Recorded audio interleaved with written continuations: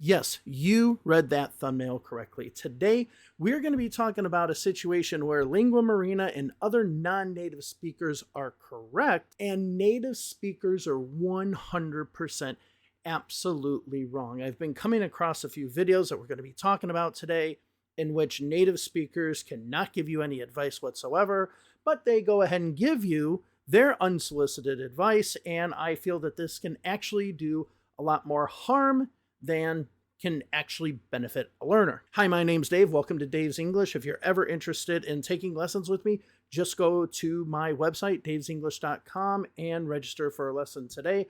Also, if you want to follow me on Instagram, you can do that at DaveTrotter_101, where I have pictures of food, state capitals, and two guys getting on a fight on a Honolulu bus.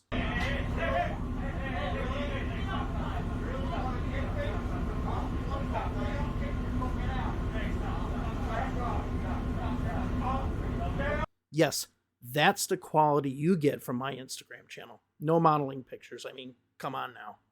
But before we get into this video, I do want to address something that a lot of people have this misconception about, both maybe with me and just Americans in general, and that is this popularity thing. Now, a lot of people say, oh, you don't like lingua marina because she's popular. Honestly, in the United States, many of us don't give a shit about popularity. It has to do about being right and making sure that you're getting the correct information. As a matter of fact, this is why in a lot of movies such as the Rocky series, we like the Rocky series because Rocky is an underdog. In fact, going for the underdog is a very, very American thing. We just don't go for the most popular thing. Hence the reason we actually have a negative word for this, and it's called a bandwagoner. A bandwagoner is somebody who actually just always goes for the popular thing. Okay. Yeah, they're playing today. Why watch your team lose when you could watch your team win? Barça! Visca Barça! No! Hala Madrid! Oh, Visca Barça!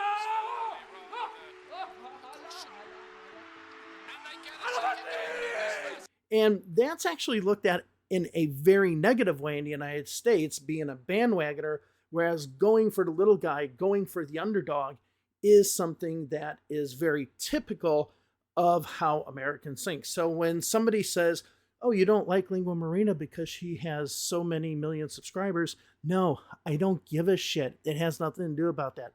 Learn about American culture, learn about how Americans think, and you might actually understand that that's the reason why we just don't give a rat's ass about stuff like that. So today I want to talk about a number of videos that have been going online that are done by native speakers that I think are actually giving you both bad advice and just non-informative advice. And these are the videos about why you are doing poorly in learning English. You are starting to see all these videos now that say, this is how to think in English. This is how to process words in English. Why are you stopping yourself from learning English? Why can't you progress any further when it comes to the English language? And you see a lot of native speakers actually providing this content. And here's the problem, and I can put myself in this boat.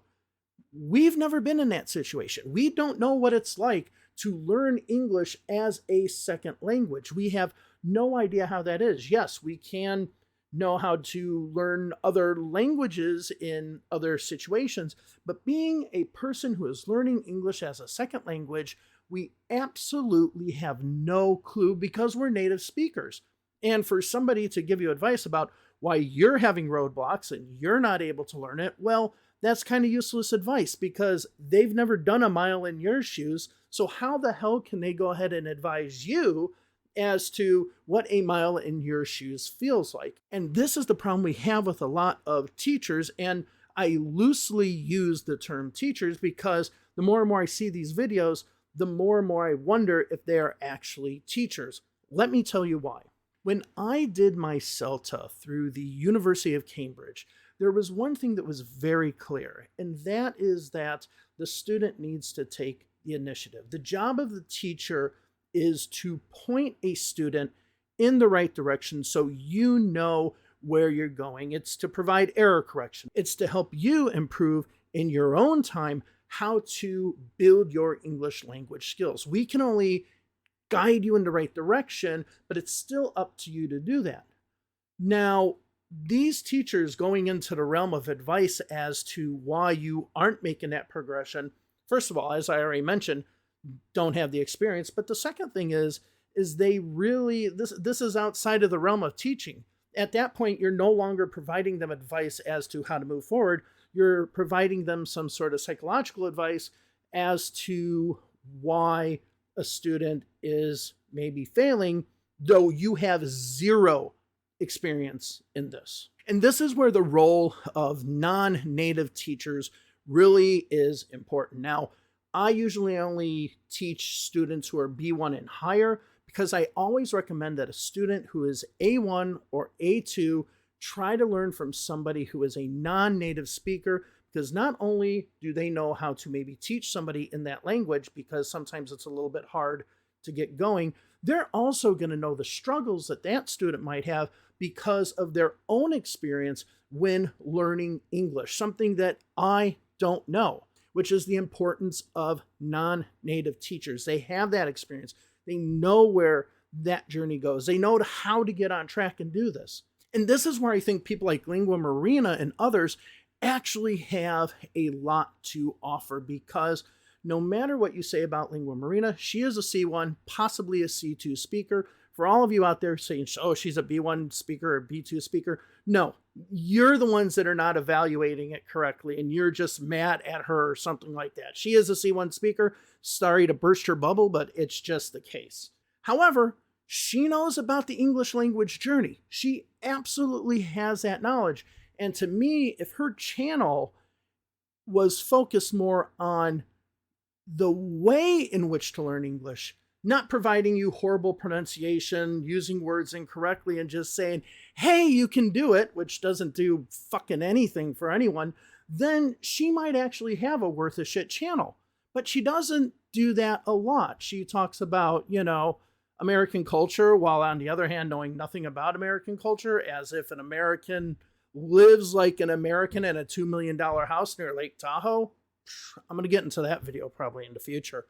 If she could give you extra information, extra things regarding methodology, and be honest about it at the same time, this could benefit you tremendously. This is why a channel like Veronica Mars, who I don't think she provides the best English language advice, she actually provides a lot of advice regarding her trip and her journey when it comes to learning English. Same thing with Ina in English. She talks more about rules. She does, and they're correct. That's why I like her channel, because she's actually correct in it. But she actually talks about her journey as well. And learning these things is important from a non-native speaker's point of view. It's, learning this process, learning the way to do it. And a lot of native speakers who have no fucking experience in any of this whatsoever just feel that they got to give you the advice that they have about something that they've never fucking experienced before. And it pisses me off, because as a native English speaker who is an actual teacher, it makes me mad when these people are just giving their opinion that has no utility, that does not provide you with something. They're just purely guessing. And even in some of these videos, they say, the reason why you're not learning English, this is my opinion. That's right, it's your opinion. But if you're a teacher, you should be learning fact. Now, I know grammar and other things are very subjective, and I'm going to be making a video about that in the future. But at least when it comes to grammar, you have some sort of knowledge to then give an informed opinion as to why you think something might be a modal verb or not. That's the video that will eventually be coming up. But when it comes to this English language journey, they don't provide anything. Their opinion is about as useless as a blank sheet of paper with nothing on it that had coffee spilled on it. It's just not worth anything whatsoever. So please, if you see these videos about, by native speakers saying, this is why you can't learn English, or this is how you should think in English. They don't know. They don't know as a non-native speaker how to think in English because they've never had to do it.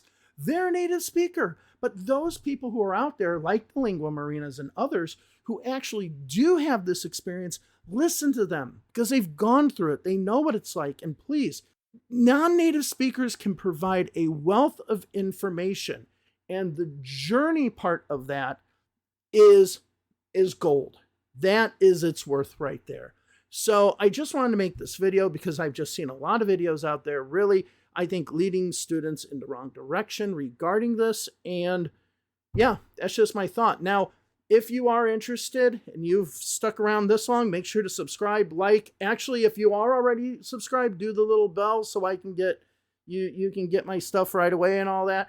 I'm going to be putting more videos out there. I'm thinking about doing 3 videos a week if I want to put myself through that hell. But thank you all very much. Have a wonderful day wherever it is you are, and I will see you later. Goodbye.